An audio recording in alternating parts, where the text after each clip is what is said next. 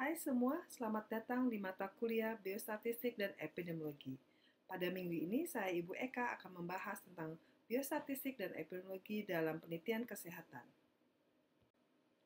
Tujuan pembelajaran sesi ini adalah untuk mengerti tentang biostatistik dan epidemiologi dalam penelitian kesehatan, serta mengklarifikasi lingkup biostatistik, epidemiologi, dan peran dari statistik kesehatan. Biostatistik didefinisikan sebagai proses dan metode statistik yang diterapkan pada pengumpulan, analisis, dan interpretasi data biologis, dan terutama data yang berkaitan dengan biologi manusia, kesehatan, dan kedokteran. Dengan kata lain, biostatistik merupakan bagian dari statistik yang berkaitan khusus dengan manusia. Mengapa biostatistik bukan statistik? Ada 3 alasan yang berbeda untuk fokus pada biostatistik dalam penelitian kesehatan daripada statistik. Alasan pertama adalah metode statistik. Yang kedua, setiap subjek memiliki bahasanya sendiri dan bahasa biostatistik lebih dekat dengan bidang biomedis dan kesehatan. Yang ketiga adalah penerapan analisis biostatistik. Cakupan dan peran biostatistika dalam penelitian kesehatan.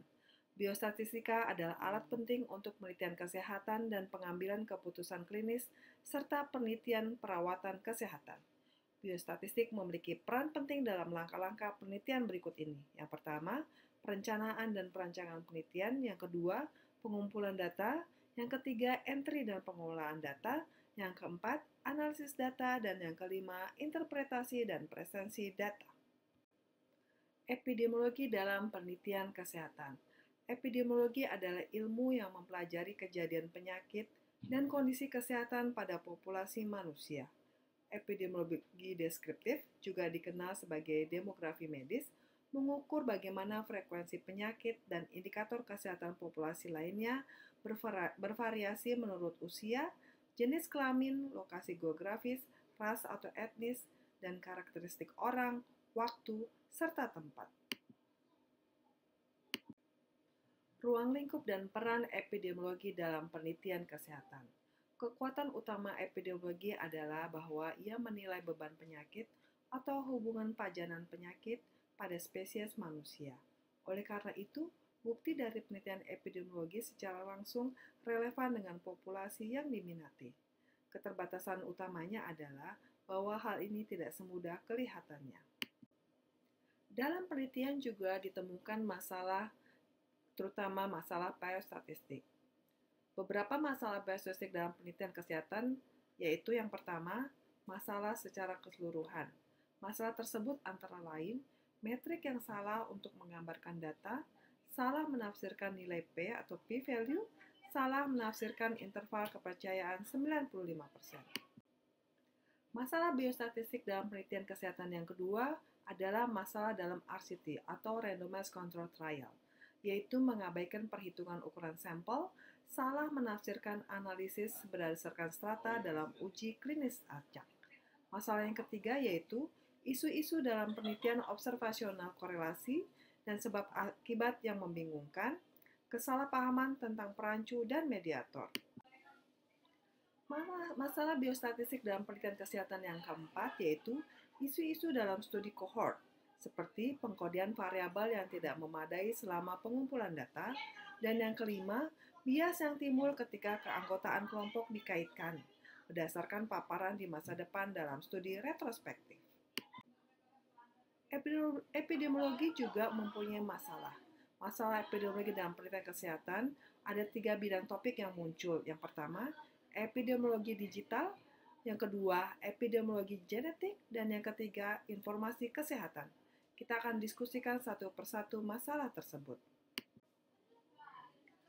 Epidemiologi digital didefinisikan sebagai epidemiologi yang menggunakan data yang dihasilkan di luar sistem kesehatan masyarakat dan tidak dimaksudkan untuk digunakan sebagai tujuan utama dalam melakukan epidemiologi. Isu-isu yang muncul adalah privasi dan kerahasiaan, representasi dan ketidakadilan data, risiko kesalahan dan informasi yang salah, serta kebutuhan akan akuntabilitas.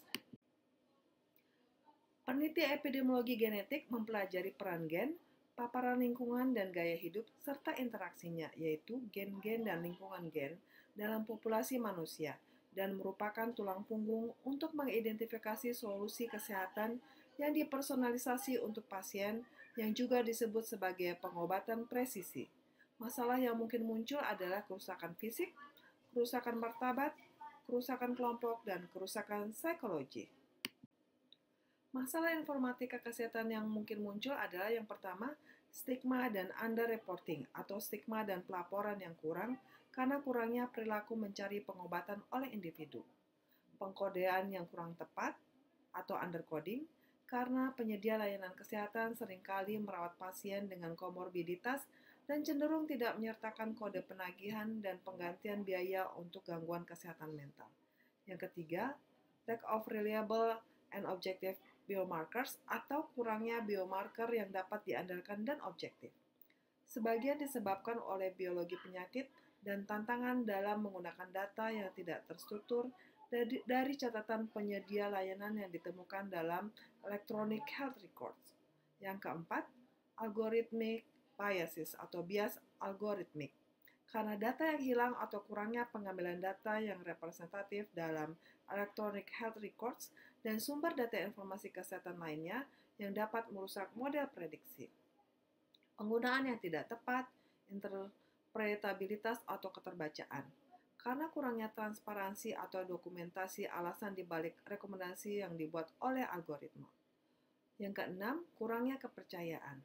Mengingat kebutuhan untuk membangun kepercayaan dengan pengguna akhir yang seringkali merupakan dokter yang bertugas dalam pengambilan keputusan klinis dan pasien yang berusaha mengoptimalkan pilihan perawatan mereka. Terlampir ada referensi yang digunakan dalam diskusi sesi ini. Silakan untuk membaca modul tentang topik ini untuk mendapatkan pemahaman yang lebih dalam. Selamat belajar!